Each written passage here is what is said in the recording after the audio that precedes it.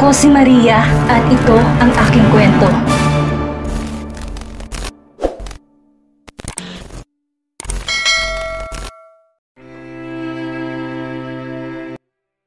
Patawarin mo ako, Belle. Sige na. Wala akong mapupuntang iba. Dito lang. Dito lang ako payapa, kaya patawarin mo ako, Belle. Ayoko na ng ganitong buhay. Hindi ko gusto to. Patuloy ni Amelia sa pagitan ng paghagulhol. Di naman malaman ni Belle ang dapat maramdaman sa pagpapakababang iyon ni Amelia. Mula na makilala niya ito, halos di umayakap sa lupa ang babae mula sa pedestal na kinaroroonan nito. Ito rin ang isa sa mga kostigo sa relasyon nila ni Josh. Ayon ito sa kanya dahil ang uri daw niya ay lupa at di nababagay kailanman sa pamilya Madrigal. Subalit ngayon nasa lupa ang matandang babae. Hindi alintanang dumi at alikabok na dulot noon sa kasuotan nito habang nagmamakaawa sa kanya, humihingi ng kapatawaran. Yun na ba ang balik ng tadhana dito sa lahat ng ginawa nitong pang-alipusta at pagmamalupit sa kanya? Belle, get inside the car. Daniel, get that woman away from my wife. Maring utos na Sebastian. Napasinghap si Amelia sa narinig, lalo na nang humakbang na palapit si Daniel. Nataranta to at nagmamadaling gumapang sa paanan ni Belle. Agad namang humarang si Daniel sa harap ng among babae. Di pinahintulutan ng balak ni Amelia. Belle, wag! Huwag kang umalis nang di ako napapatawad. Maawa ka, Belle. Sakalang ko mapapatawad ng langit. Kapag pinatawad mo na rin ako, please, Belle, maawa ka. Patawarin mo ako. Muling pagsasumamo ni Amelia, panay ang hikbi. Napabaling si Belle kay Sebastian, nangingilid na rin ng luha. Hindi malaman ang gagawin. Agad lumapit si Sebastian sa asawa at niyakap ito. Whatever it is that you want to do, whether to give her what she wants or not, I will support you, Karamia. Basta't kung anong makakaluwag sa puso mo, yun ang ibigay mo sa kanya. Ana Sebastian bago pinakawala ng asawa. Ito rin ang nagpunas ng luha nito. Tipid ng umiti pagkatapos, nalalo pang nagpagaan sa dibdib ni Belle. His small smile was encouraging. Let her be, Daniel. Help her up. But please wag niyo po akong lalapitan. Ani Belle. Agad naman tumalima si Daniel at tinulungan si Amelia sa pagtayo. Panay pa rin ang hikbi nito. Mugto na ang mga mata subalit di pa rin to tapos lumuha. Parang siya rin noong mga panahong nagluluksa pa siya at nagugulahan subalit hinahabol-habol siya ng pamilya ng babae dahil lang sa mga naiwan ni Josh. Ngayon higit kailanman na patunayan ni Belle na kung ano mang ginawa mo sa iba tiyak babalik sa'yo. Hindi ko alam kung saan ako mag-uumpisa dahil sa totoo lang ko akong papipiliin. Ayokong pag-aksihan pa ng panahon ng makipag-usap sa'yo, Tita Amelia. Sapat na sa aking nadalo ko si Josh ngayon at formal ko nang naisarang ko anumang meron kami noong nabubuhay pa siya. Hindi ko alam kung bakit gusto mong humingi sa akin ng tawad. Whether it may be out of selfish reasons or sincerity, I don't think I want to know anymore. All I want is to move forward with my family. Kaya kung anuman pong nangyari sa kanaraan, hindi ko po dadalhin yon sa bago kong buhay sa kasalukuyan. Kung kapatawaran ng nais ninyo ay binibigay ko rin sa inyo. Subalit sa tingin ko, hindi kapatawaran ko ang nais ninyo. Agad bumakas ang kalituhan sa mukha ni Amelia. Belle, higit kanino man, dapat din ninyong patawarin ang inyong sarili. Yun marahil ang kailangan ninyo pang maging payapa ang inyong puso. Mabilis na putol ni Belle sa matanda bago nagmamadaling pumasok ng sasakyan. Sumunod si Sebastian sa asawa. I am proud of you. Forgiving Amelia is not easy. Anang binata sa asawa, hinalikan pa ang kamay nitong hawak niya. You gave me the strength to do it. Thank you, Annabelle. Let's go home, mi amor. Nangunot noo si Sebastian. Which home? Ngumiti si Belle, nagningning ang mga mata. Anywhere with you, that is home. Italy. Marahang nilapag ni Sebastian ang dalawang basket ng mga bulaklak sa magkabilang punto ni Don Fausto at Amelia. Nasa mausoleum ng pamilya Carpio ang binata. Dinadalaw ang kanyang mga magulang. Dumating silang mag-anak kagabi mula sa Pilipinas at gustong umpisahan ng binatang araw sa pagbisita sa kanyang mga magulang. Nono, Alejandro, Orlando and Don Marshall are now in jail. Even Evangeline is now serving her sentence for what she did to Mama. Pinagbabayaran na nila ang ginawa nila sa atin, lalo na sa iyo. Anang binata sa basag na tinig. Di pa rin malimutan ng binata ang pag-amin ni Don Marshall tungkol sa ginawa nito kay Don Fausto. Mula nang malaman ni Sebastian ang totoong nangyari sa paglisa ng tunay na ama, lagi na nang iniisip kung sakali kaya na nagkaroon sila ng pagkakataon na magpaalamanan. Nasabi kaya ni Don Fausto ang katotohanan sa kanya? I wished you told me. I would never hate you for it. You have always adored my mother. Kaya pala, pero salamat, dahil ikaw ang nagpalaki sa akin. Ikaw ang nagturo sa lahat ng alam ko, like any father would. Babaunin ko yun hanggang pagtanda ko. Don't worry, DFC is okay and it shall be in the next generations to come. Anong binata? Nagsusumbong ka ba kay Don Fausto o sa mama mo? Di naman kita inaapi, mi amora. Natatawang sabi ni Belle sa likod ng asawa. Nang magising ang dalaga na wala sa tabi sa Sebastian, agad tong nagtanong kung nasa ng asawa. Nang sabihin ni Evita na nagtungo sa mausoleum ng mga Carpio ang asawa, agad nagpahatid si Belle doon sa isa sa kanilang mga tauhan. Lumingon si Sebastian, agad pinagugpong kanilang mga kamay ni Belle nang tuluyan tong makalapit. What are you doing here this early? Hindi mo ako sinama. I want to visit your parents too. Naninikwas ang ngusong sabi ni Belle. Sebastian chuckled. Hinapit na sa bewang asawa. Hindi ko alam nagising ka na. Paliwanag ng binata. Bago muling humarap sa punto ni Don Fausto at Amelia. Mama, meet my wife, Belle. She has already given me a daughter and many sons in the future. Anong many sons? Reklamo agad ni Belle bago bumaling sa punto ni Amelia. Son lang po siguro, Mama. Pero kung hihirit pa po itong anak ninyo, sons but limited to 2 lang. Baka balak pa niyang gumawa ng basketball team, mahirap na. Humalakak sa Sebastian. Oh, how I love you, Karamia. Kahit na ilan ay bigay mong anak sa akin, tatanggapin mo. Basketball team o hindi.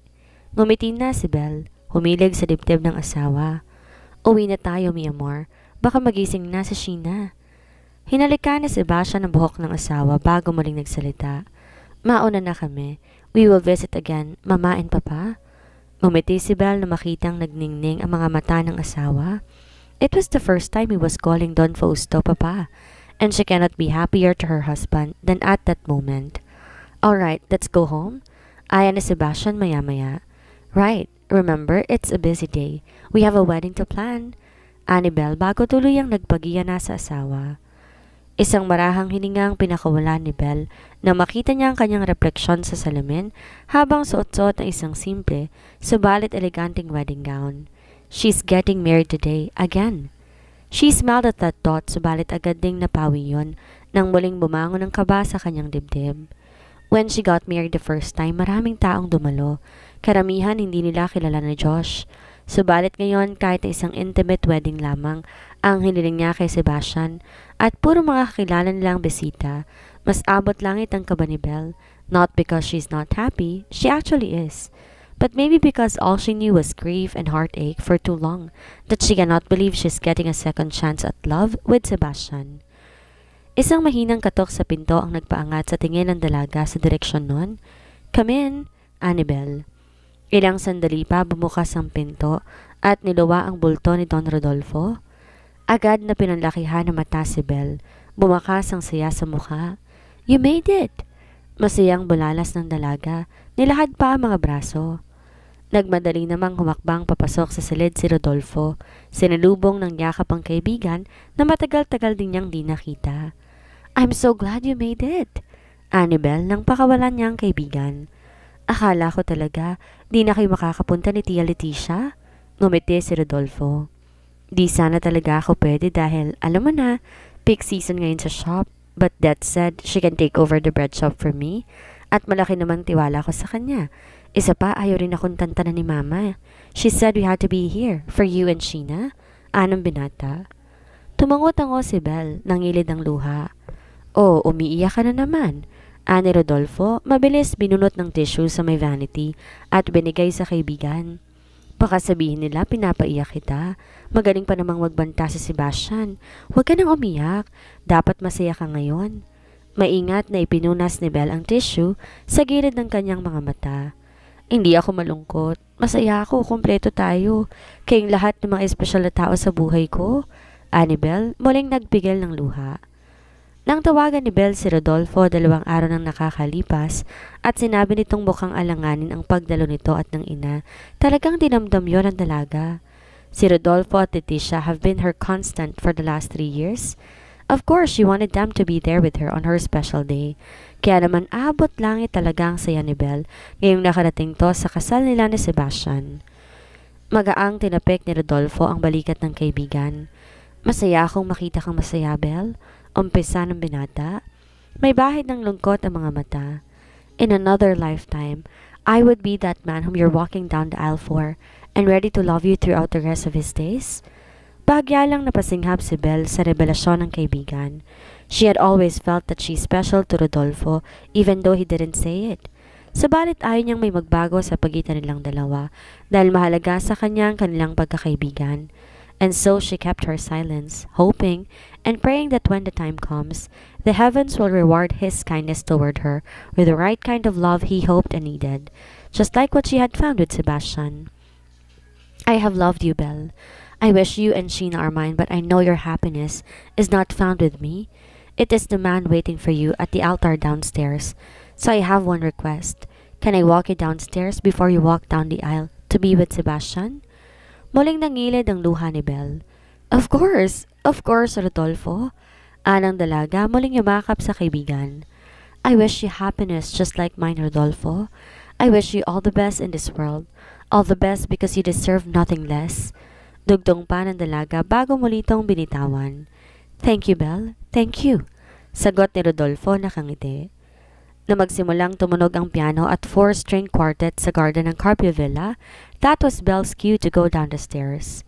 As promised, Rodolfo walked her the grand staircase for all their guests to see. Pagdating sa ibaba sa red carpet patungo sa garden kung saan gaganapin ang seremonya, sinalubong si Belle ng kanyang mommy at daddy.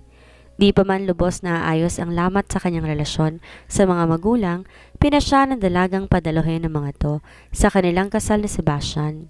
She does not want to have regrets in the future. She knew now that there is freedom and forgiveness, and so she's doing it now. Ang ganda-ganda mo, anak. Ana Gemma nang tuluyan makatabi si Belle. Hangad ko ang tunay na kaligayahan para sa inyong dalawa ni Sebastian, sabi naman ni Rodel. Marahan pang dinala ang kamay ng anak sa bisig nito. Ilang sandali pa nagsimula ng maglakad ang mag-anak sa aisle. Belle was smiling through her tears, hindi niya mapigilan. Kompleto mga espesyal na tao sa kanyang buhay. There is her sister Janina, who flew from Canada and is now open to mending her broken relationship with her parents. Naroon din ang mga kaibigan niya mula Barcelona, si Cedi at ang asawa nitong si Tessa, maging si Senyora Patutina naroon din. The De Alexis are there too, and of course Alexandra and her family along with Sylvia. Their guests are all smiling, mirroring the happiness in her heart at that moment. At nang marating niya ang altar, masuyong hinalika ni Sebastian ang kanyang kamay. His eyes were shining with so much love for her. All for her. Bagay na ni sa hinagap hindi niya alam na mangyayari pa. Subalit nangyari. Pinayagan ng langit na mangyari ulit para sa kanya. Di naglaon nagumpisa na ang seremonyas. Nang dumako sa vow ang seremonyas, nagharap ang dalawa at naghawak ng mga kamay. Si Sebastian ang una nagsalita. My Mirabella, our union may be unexpected but it was beautiful.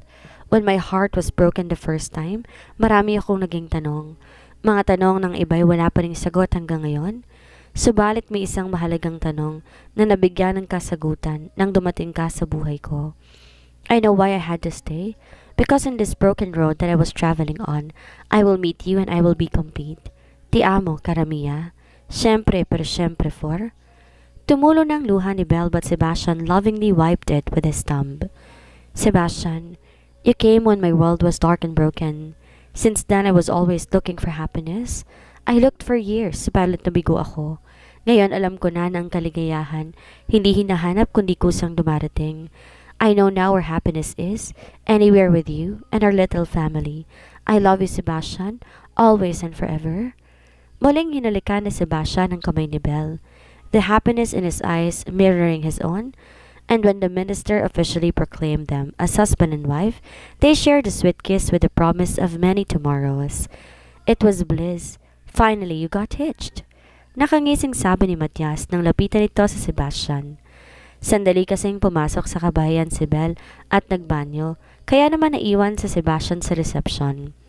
Their guests are all having Happy conversations habang tumutugtog ang mga love songs ang banda ni Nasedi sa makeshift stage. The atmosphere was happy and light. Sebastian felt happy and light because he has finally given Belle the proper wedding she deserved. Huli ka na sa balita. I got hitched a few months ago. Ani Sebastian, nangangiting inabot ang kopita ng wine na nakaselbe sa harap nito bago sumimsim doon. Lumawak ang ngisi ni Matias. Oh, I know. Conrad and his loud mouth. Ani Matias, sumimsim din ang alak sa hawak itong kopita. Handa ka na bang maging kasalanan ang lahat kahit wala ka naman talagang kasalanan? Tipid na humalakak ang dalawang lalaki. I know what you mean. Belle is pregnant. Her anger meter could go from 0 to a 10 in split second. Sa Sebastian. That's not even the half of it. Carpio, when you have a newborn, you should forget sleep altogether. The babies, they're our walking little karma. I exchanged guns to play teacups with Cello. The kids, they would really make you rethink about your life choices.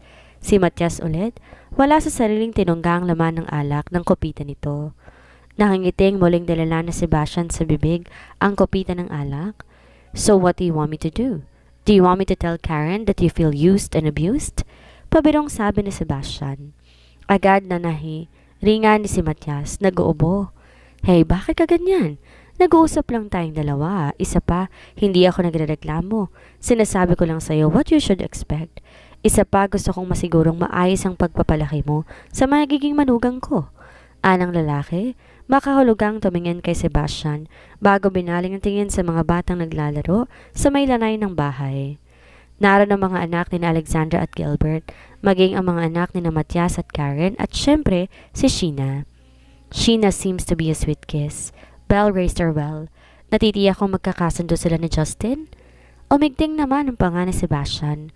Wala sa sariling tinungga ang laman ng alak ng kopitang hawak. Bigla siyang natensyon sa sinabi ni Matias. Ngayong naroon na sa Sheena, wala na siyang takas sa kasunduan nila ni Matias. Ngayon pa lang nakokonsensya na siya para sa anak. Alam niya ang pakiramdam ng ipinipilit sa isang bagay na hindi gusto. Kaya niya ba yung gawin sa anak? Ang pagtapik ni Matias sa kanyang balikat ang nagpabalik sa wisyo ni Sebastian sa kasalukuyan.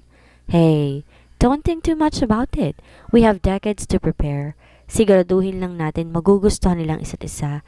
Aalalay tayo nang di nila alam. Marahang nagbuga ng hininga si Sebastian. Will you ever tell Karen about it?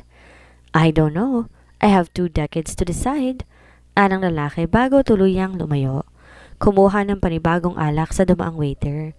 Congratulations, Scarpio. I wish you and Belle a blissful married life. Salud. Dugtong pa nito bago naglakad palayo. Di naglaon bumalik si Belle mula sa loob ng Carpio Villa. His wife looked radiant as she walked back to her. Did you miss me? Anito nang muling maupo sa kanyang tabi.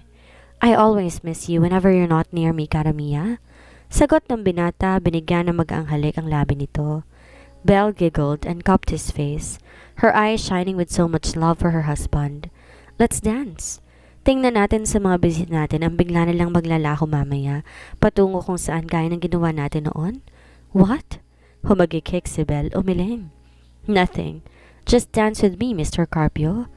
Umiti na si Sebastian, nilapag sa mesang hawak na kopita. Absolutely, Mrs. Carpio. Absolutely. Sagot na Sebastian bago tumayo at marahang dinalang asawa sa makeshift dance floor. They danced the night away, swaying to the tune of love only them can hear, their own heartbeats. What if it's another girl? Ayos lang sa'yo? Kinakabahang tanong ni Belle kay Sebastian habang magkahawak ang kanilang mga kamay. Hinihintay silang tawagin sa loob ng klinik ng kanyang OB-GYN. At 16 weeks, Belle would have her first ultrasound today. She waited that long because she wants the gender of her baby to be sure para may handa niya mga gamit na dapat ihanda. Di siya naging handa kay Sheena noon dahil hindi niya inaasahan ng pagbubuntis. Idagdag pang marami rin siyang iniisip. Isa yon sa mga bagay na pinagsisisihan niya. She could have done better when she was pregnant with Sheena but her situation did not allow her to. Mabuti na lang nakilala niyang mag-inang Rodolfo at Leticia na siyang tumulong sa kanya sa lahat. Wala akong preference, Karamia, alam mo yan. Basta't malusog ang baby natin, babae man o lalaki, tatanggapin ko ng buo. Nakangiting sagot na Sebastian. Marahan pang hinaplos ang baby bump ng asawa. Ilang sandali pa sumungaw ang asistan ng doktor sa may pinto. Mrs. Carpio, it's your turn. Agad namang tumayo si Belle at Sebastian sa bench sa labas ng clinic kung saan sila naghihintay. Sebastian planted a soft kiss on Belle's cheeks before he allowed her to walk inside the clinic. Ciao, Mrs. Carpio. How are you feeling today? Bati agad ng Italianang doktor kay Belle. I'm good. Tipid na ani Belle bago huminga sa examination bed. Tumango-tango ang doktora. May mga tinanong sa kanya na pawang tungkol sa kanyang pagbubuntis. Matapos siyang i-check nito, inon nitong ultrasound machine. Muling kumabog ang dibdib ni Belle. She really wanted to give Sebastian a son, isang anak na lalaki na maaring magtuloy sa lahi ng mga Carpio. She knew Alexandra would be ecstatic too when they have a son. Everyone will be happy when she gives birth to a son. Kaya naman itong nakalipas na ilang linggo, lagi niyang iniisip ang tungkol doon. But hearing the assuring words of Sebastian earlier, that put off the pressure she had put herself in for a while. Ilang sandali pa nagsimula ng hagurin ng doktora ang kanyang baby bump. Pinatawag na rin ito sa loob ng test room sa Sebastian. Agad tumabi si Sebastian kay Belle, hinawakan ng kamay ng asawa. Hindi naglipat sandali, pumailan lang ang nagsasalimbayang tunog mula sa aparato. Subalit di nagsalita ang doktor. Nagpatuloy sa paghagod ng wand sa tiyan ni Belle. Maya-maya pa ngumiti ng doktor at sinabing, Congratulations! You're having twins! A boy and a girl! Kanina pa nag-aayos ng nursery si Belle, subalit di niya matapos-tapos ang kanyang ginagawa. Masyado siyang maraming gustong gawin sa silid, but she has limited strength and limited time. Kabuwanan na ni Belle at dahil kambal ang kanyang dinadala, mas lalo siyang nahirapang magkagalaw sa nakalipas na ilang linggo. Di rin niya maasahan sa Sebastian dahil nagpabalik-balik to sa Japan para sa unang collaboration project ng DFC sa Fujikawa Pharma. Ang mga Fujikawa mismo ang lumapit kay Sebastian matapos ng kasal nila ni Belle. Taliwas sa akala ng binata, naghintay ang mga Fujikawa na maayos ang pampamilyang gusot ng mga Carpio bago nila tinuloy ang contract signing para sa collaboration project ng dalawang pinakamalalaking pharmaceutical companies sa mundo. Sa ngayon, ang unang project ng dalawang kumpanya ay isang gamot para sa mga batang may sakit sa puso. Nagbuga ng hininga si Belle. Tumayo ng tuwid matapos itiklop ang iba pang mga gamit ng kanilang kambal ni Sebastian. May ilang mga damit pa siyang dapat ayusin, subalit nauubos na agad ang kanyang lakas. But she cannot complain. Sa totoo lang, excited siyang makita at makarga ang kanyang kambal, but there's something she realized. Carrying twins is really not for the faint of heart. Ilang sandali pa tumakbo si Sheena papasok ng silid. Mama, look what I made! Ngumiti si Belle, kinuhang ginawang drawing ng anak. It was a drawing of flowers again, but the lines and figures are more defined now. Sheena is healthier than ever and is now ready for more complex painting projects. Sana'y maturuan pa niya ang anak kahit paano sa susunod na mga araw. But she knew her hands will be full with the arrival of the twins. But she will try to find time. She must. This is pretty, Chiquita. Annabelle, humalik sa anak. Thank you, Mama. Anong bata, nagningning ang mga mata. I will make another one for you and our babies too. Ani Sheena bago muling lumabas ng nursery. Susunod sana si Belle sa anak, subalit hindi pa man siya nakakahakbang, nakaramdam siya ng sakit sa kanyang tiyan.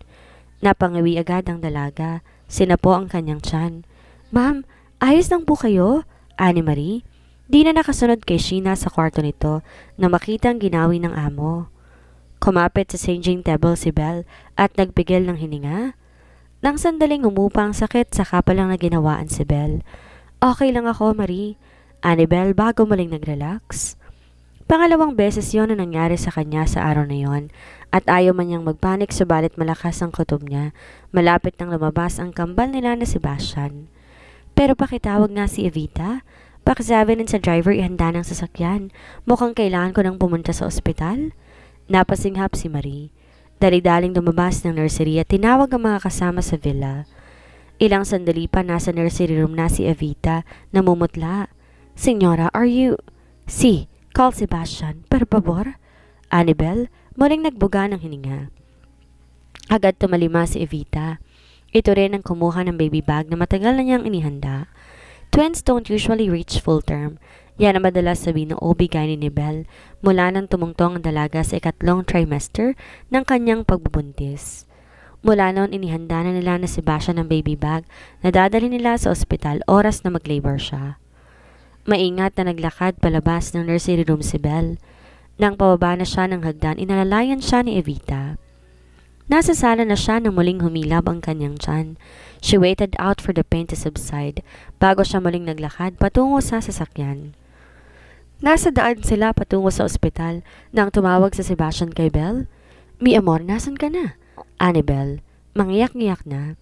The pain is intensifying and there's nothing in this world she wants right now but to hold Sebastian's hand. Karamia, papunta na ako sa ospital. I will be there when you arrive, I promise. Ani Sebastian sa nagmamadaling tinig. He is supposed to file a leave of absence next week para mabantayan niya si Belle. Subalit mukhang excited sa paglabas ng kanilang kambal. He was having a virtual meeting when the Fujikawas but he left immediately when he received a call that Belle was in labor. Okay, I'll see you there. Ani Belle sa pagitan ng paghikbi.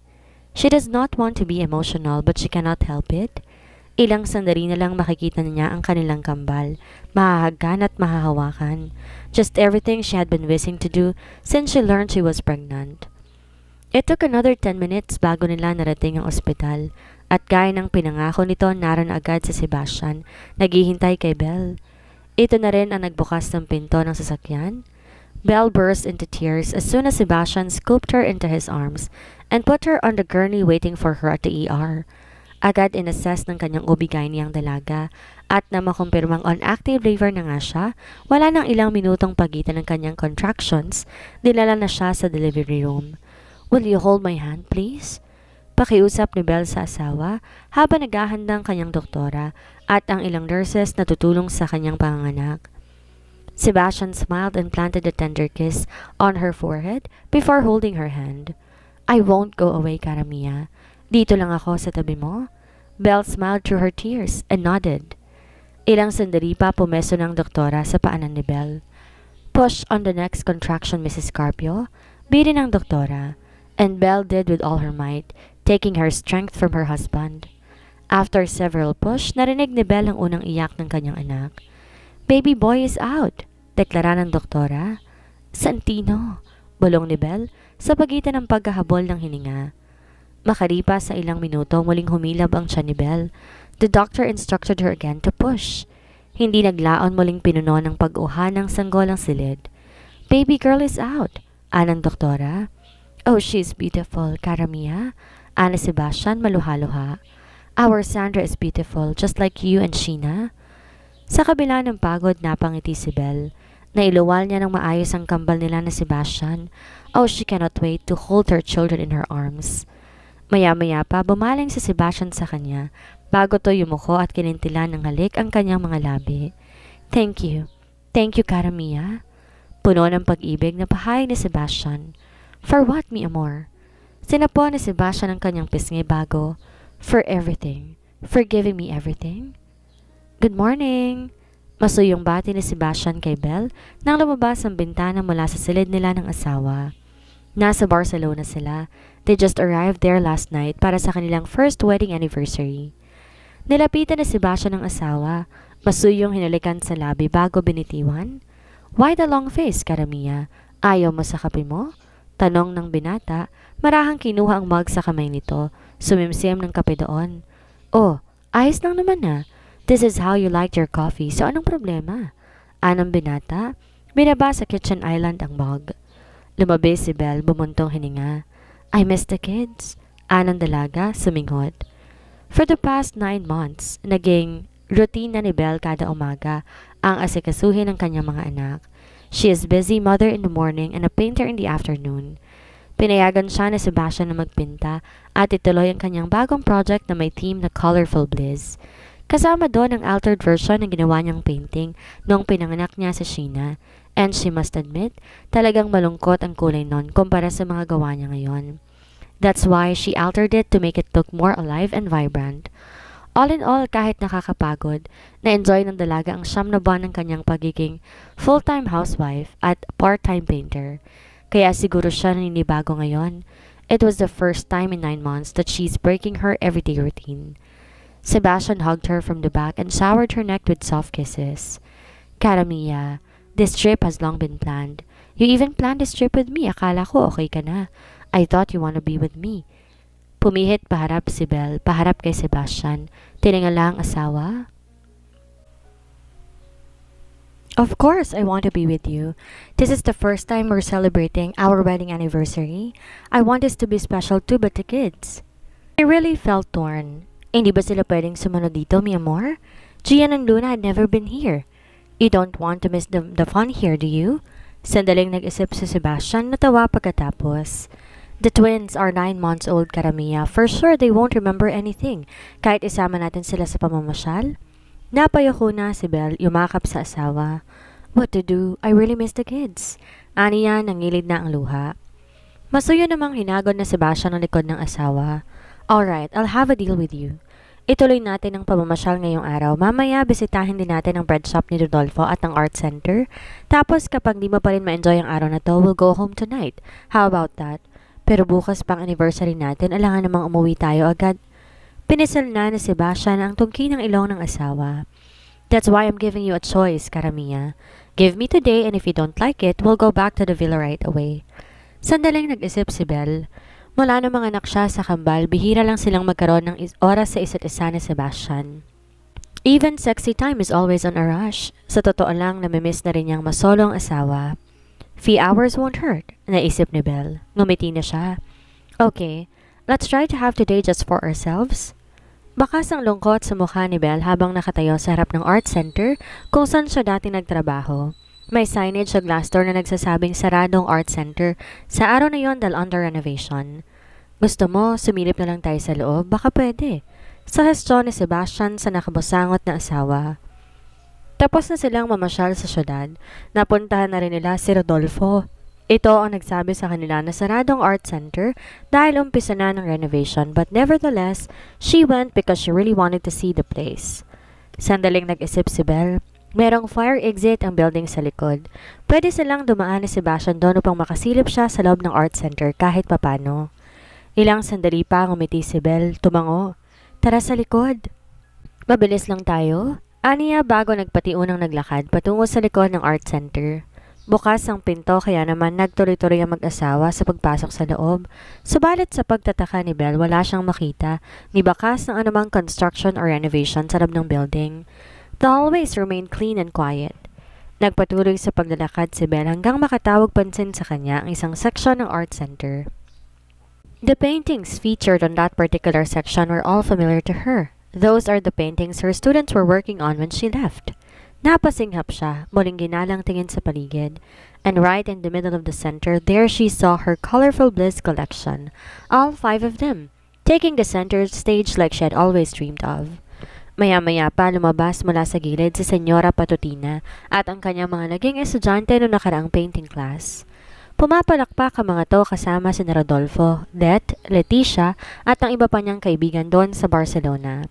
And just when she thought it was all over, sunod na lumabas sa gilid si Sheena. May dala itong bouquet ng bulaklak. Kasunod ang anak, sina Marie at Evita, kargang tig-isang kambal. Tuluyan ng napaluha si Belle. Sinalubong ng yakap ang kanyang panganay. Mama, Papa said I give this to you. Ani Sheena bago inabot ang bungkos ng bulaklak sa ina. Thank you so much, Chiquita, ani Belle, bago hinulikan sa pisngi ang anak. Tumawid ng tayo ang dalaga at nilapitan ng kambal. Mabilis lumapit sa Sebastian at kinuha kay Camari at Sandara at siya naman kinuha kay Evita si Santino. Mabilis niyang pinupog ng halik ang mga anak na agad namang humagikik. Oh, she felt so happy now that she's finally with her kids again. Akala ko uuwi na tayo. Pinambunta mo pa silang lahat dito. Nakangiting sabi ni Belle sa asawa. This is my original plan. Mag-uuna tayo rito para matakas ni na Javier at Daniel ang paintings mo at mailagay dito for display. Plus, I get to have that one uninterrupted night with you. So who am I to complain? Nakangising sagot na Sebastian. Nagningning ang mga mata. But why all the fuss, mi amor? You could have just told me. And ruin the fun? Besides, this is me loving you aloud, Cara Mia. Naiintindihan ko na ngayon kung para saan ang gabi-gabing pagluha ni Mama nung bata pa ako. Hindi dahil kay Alejandro na lagi nasa piling ni Evangeline, kundi para sa pagmamahal niya kay Nono na hindi niya maipakita ng lubusan dahil natatakot siya anong sasabihin ng lipunan. And so I want to love you aloud, my Mirabella. I want the world to know that you are my one and only true love. Napaluha na si Belle, mabilis sumalik sa asawa. I love you too, mi amor. Pero syempre, she said. Ang kanyang puso'y nag-uumapaw sa labis na kagalakan para sa pangalawang pagkakataon ng kaligayahan. Ang langit ay binayaan siya ng isang mapagmahal na asawa at kahangahangang pamilya na matatawag niyang kanya. Dito na po nagtatapos ang kwentong pag-ibig na Sebastian at Belle. Maraming salamat po sa lahat ng sumuporta at sumubaybay. Muli, magkita-kita po tayo sa susunod pa nating mga istorya.